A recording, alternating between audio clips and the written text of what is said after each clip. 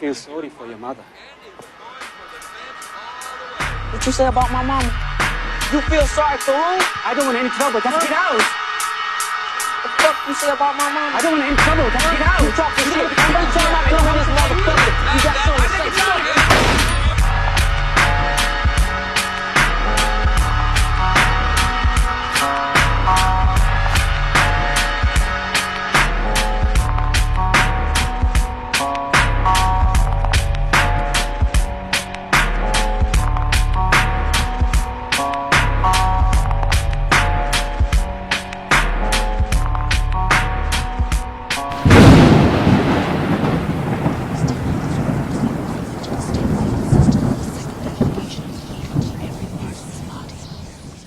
At about 5 a.m. on Saturday morning in Manhattan, a parking garage attendant called Musa Diarra noticed a man peering into parked cars looking for things to steal. Now that's a familiar scene in New York City. Alvin Bragg, who is the local Soros-funded DA, has decided that prosecuting car burglaries is a form of white supremacy. As a result, not surprisingly, car burglaries have risen quite a bit. Musa Diarra, the attendant, is not white, but apparently he's sick of watching other people get robbed, so he told the man to get out, leave the garage. In response, the man pulled out a handgun and fired 4 times. He hit Diarra in the head and the stomach. It was a nightmare. But somehow, Musa Diarra had the presence of mind to wrestle the gun from the man and then fire back before the man could shoot him or anyone else. By the time police arrived, both men were lying on the sidewalk bleeding. Now, what do you think happened next? In a sane, self-respecting society, Musa Diarra would have received a medal, if not a ticker tape parade. But in the city of New York, he was arrested and charged with attempted murder and illegal possession of a gun, the same gun that had been used to shoot him. Diarra woke up in Bellevue Hospital shackled to his bed. The New York Post ran this picture. It's of him sobbing. "I got bullets in me and I'm chained to a hospital bed," he said, "but I didn't do anything wrong."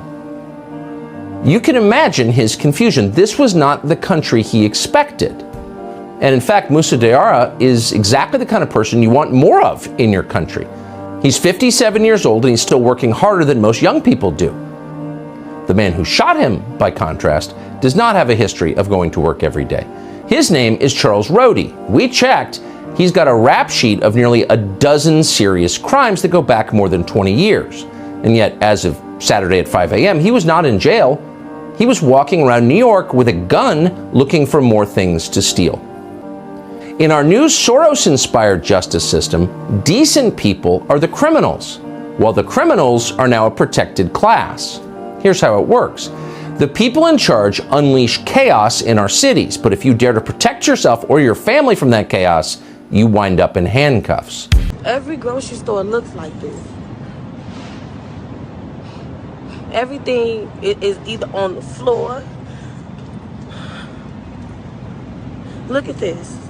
Can't even get no fucking food for my kids, G. Look at this. Came in the store to try to buy something because I'm not a thief. Look at this. In my hood, can't even get no food for my kids. Babies need milk. Can't even get nothing for my kids, bro. I feel like an animal, and black people made me feel like an animal. Y'all did this to us. Look at this. Look at this. Look at the store. Look at this. But this is what we're fighting for. This is honoring George Floyd. People who already couldn't feed their kids, now they really can't feed their kids. Look at this. I am so devastated right now. I am so devastated right now, G. This is not okay. For us to have to live like this, we do stupid shit like this all the time, and we so black proud. We so black and proud that we ain't gonna never be honest and be real about what's really going on. Y'all are so wrong for this. You came in your neighborhood and fucked up your shit. I'm not a thief. I'm not coming in this store and stealing nothing. And ain't nobody gonna turn me into no animal or make me feel like a thief. Y'all let them white folks send y'all off once again. Look at all this shit on the floor. Look at all this on the floor. Everything. Everything's on the floor. Tissue. We couldn't even find tissue less than 2 months ago, and now it's on the floor. Look at it. Meanwhile, we got plenty of fruits and vegetables. I'm not finna pick through this shit. Hey, y'all motherfuckers keep robbing us, so we're gonna bounce. We're gonna leave. Hey, yo, whoa, you can't just leave? How am I supposed to feed my kids and shit? Like, I don't know, but I'm sure one of your neighbors got a 50-pack of ramen noodles somewhere, nigga. You better ask her. Well, we get robbed every day from corporate greed, not to mention the 300 years of systemic oppression our people have faced. Why you gonna leave us now? One, bro, our slogan is literally save money, live better, and two, are you really trying to justify thievery from like some great grandfather went through? Like, what the fuck? I'm getting the fuck. No. Wait, if you leave your racist, common sense is racism, then I'm a fucking grand wizard, nigga. So apparently, Walmart is closing 4 locations on the south side of Chicago. Now, Walmart's also closing stores in Portland and Milwaukee. So they closing stores anywhere they're not making a profit due to crime and lawlessness. So how does the community, the south side of Chicago, answer? They hold a press conference blaming Walmart for why they don't have nice things in their community, right? Not the crime, not the fact that, the sheriffs ain't really doing much or that they can't protect the businesses, right? They ain't talk about that. They say, oh no, it's Walmart's fault. We ain't got nice things, right? So they're basically trying to use morality to keep Walmart to stay. So how does the youth respond to this? They go downtown, not the south side. They go downtown Chicago, hundreds of teens, flash mobbing, trying to get into they try to get into some place where tourists go. Police had to wall them off and keep them on the other side of the street. And escort tourists back inside the hotel. I'm talking about damages. You name it. And this is it right here.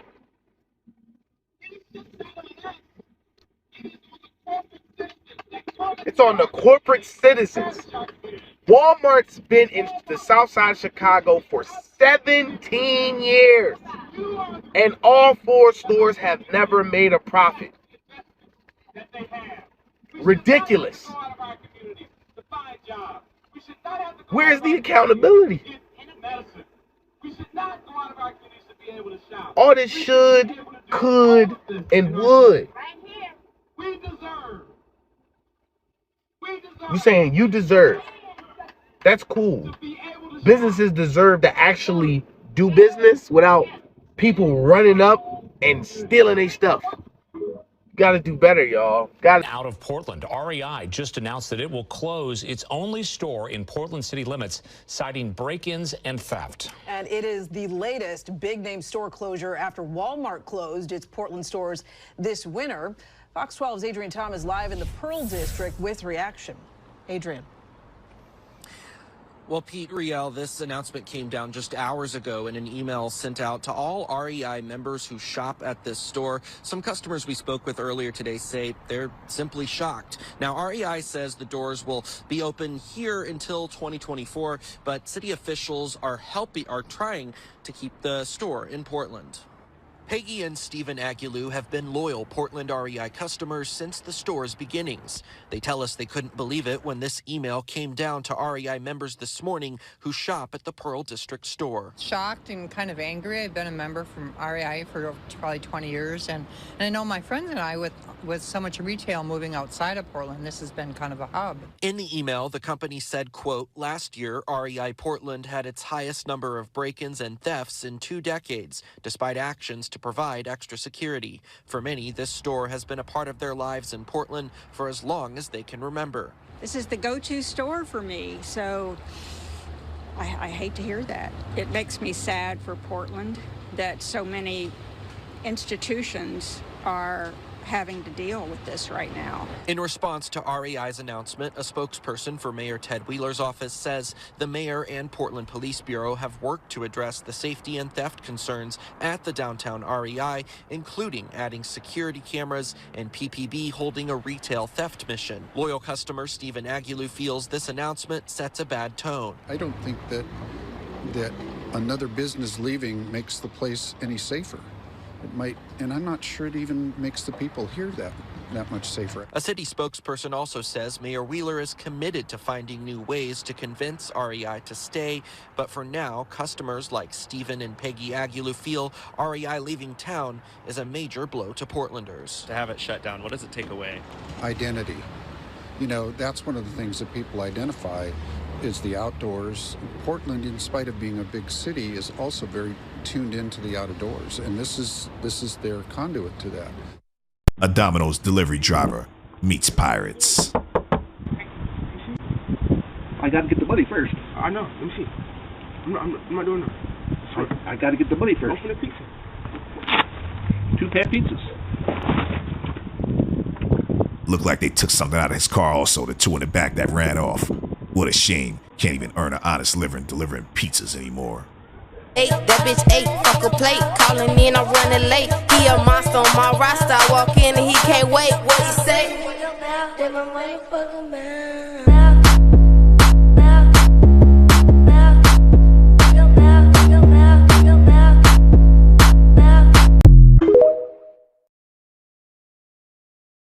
So this is an image from a video that I posted yesterday on TikTok of the poor white woman who was brutally assaulted by a group of black teenagers in Chicago. TikTok took down the video after it had gotten 200,000 views. So let me just say today what I said yesterday. Any of the people that can be identified in this brutal, barbaric assault should be charged with attempted murder. Community activists are calling on Walmart to stop its plans to close 4 stores this coming Sunday. They say Walmart's surprise decision is an act of disrespect. Walmart said these stores are closing because they've never made any money. Well, how come Jewel and other agencies stay in our communities and they make money? They talk about theft. Please, Walmart, stop using that stereotype. And the stores slated to close are in Kenwood, Lakeview, Little Village, and the Chatham Supercenter, with a health center and academy at 84th and Stewart. Since Walmart announced these closures, my office, which is located literally steps from this building, has been inundated with calls from seniors who are crying out saying, where do I go for my medicine? For mothers who are talking about their children and saying, how do I feed my children? And earlier this week, Walmart said the move will help the 4 remaining Chicago stores, and the affected employees would be able to work at other locations. Activists are calling for a nationwide boycott of Walmart. Colin Kaepernick says he knows his white adoptive parents loved him, but they were very problematic things that occurred during his upbringing. Do we have the video of that? What's the problematic thing? Do you have the video, Taylor? Play the video of this, Taylor. Oh, your hair's not professional. Oh, you look like a little thug. Your mom said that to you. Yeah. And those become spaces where it's like, okay, how do I navigate this situation now? But it also is informed why I have my hair long today. Oh my God. A parent didn't like their kid's haircut. Never has happened in history. Welcome to being a child and having parents. As a black man who used to be a black boy, black teenager, when I had an afro and I was getting cornrows and stuff, same thing happened to me. Same thing happened. And I don't have white parents. Yeah. Oh my God. I have a black mom and a black dad who did not like that, especially when I started wearing Chuck Taylors and Snoop Dogg had that murder case. You shall be executed in any method provided by Florida law. Forfeited your right to live among us. You have forfeited your right to live at all. May God have mercy on your soul.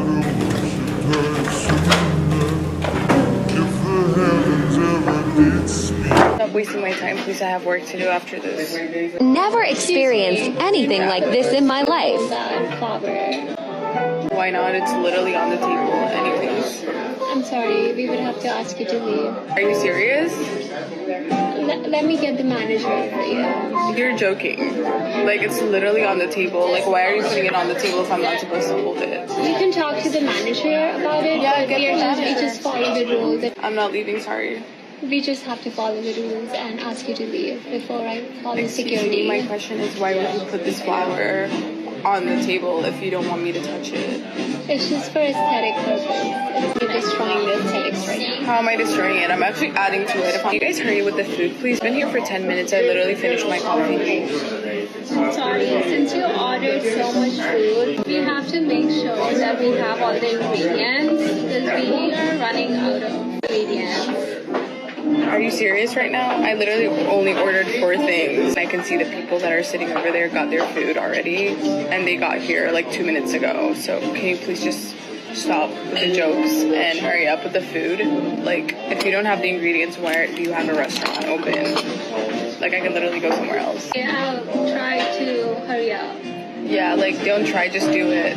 Like, instead of standing here, just go and help them cook the food, please. Thank you. I appreciate it. And can I get more coffee? Do you appreciate us? Doesn't seem like you do. Do I what? Do you appreciate it? I don't think you do. Yeah, I do, obviously. Can you not see by my face that I'm smiling and I appreciate it? Stop wasting my time, please. I have work to do after this. Can I get more coffee, by the way? Thank you. Also, if I can speak to the manager, that would be really appreciated because I don't think you're helping me in any way. Yeah, call the manager. Thank you.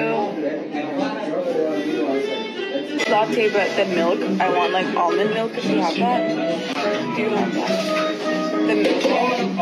Sure, I think we only have regular milk. The salmon Benedict and then can I get the sauce on the side? Latte with thank you.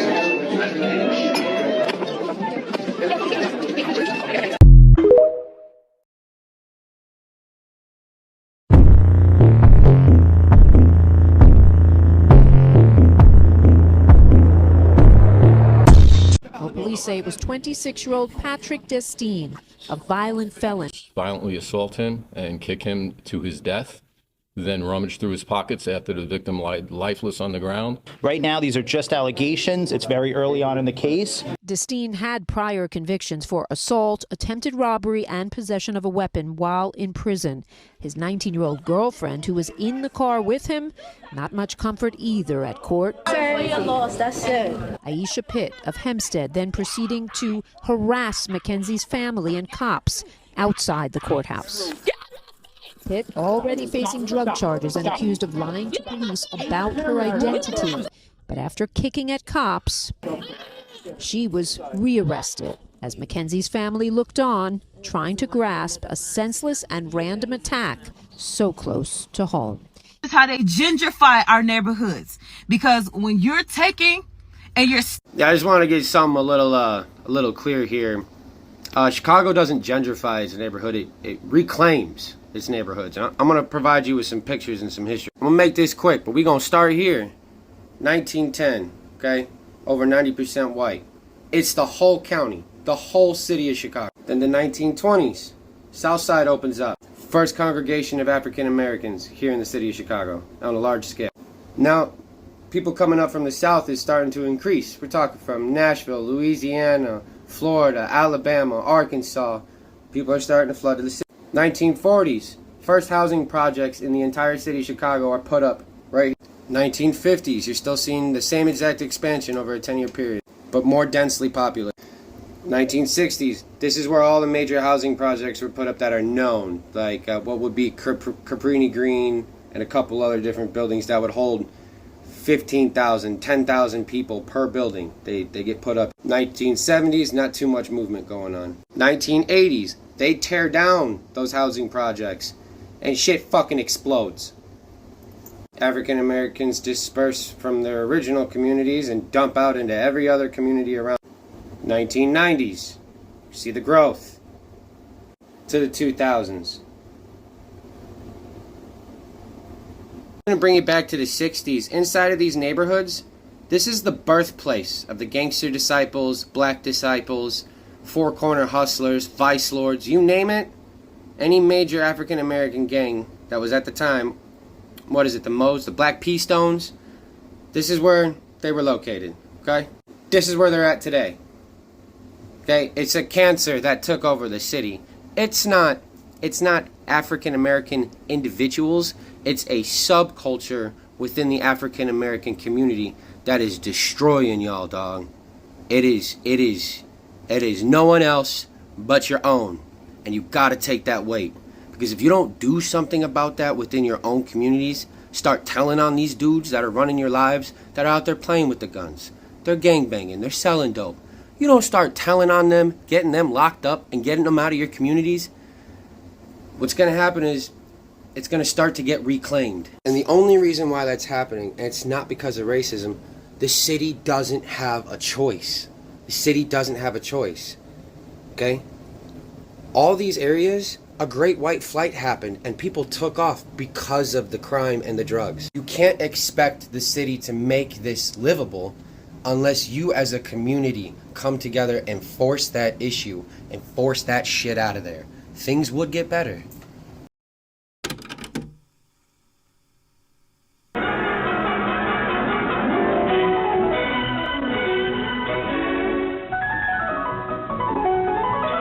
And so they join the stream of family life in the suburbs, soon to become part of its familiar sights,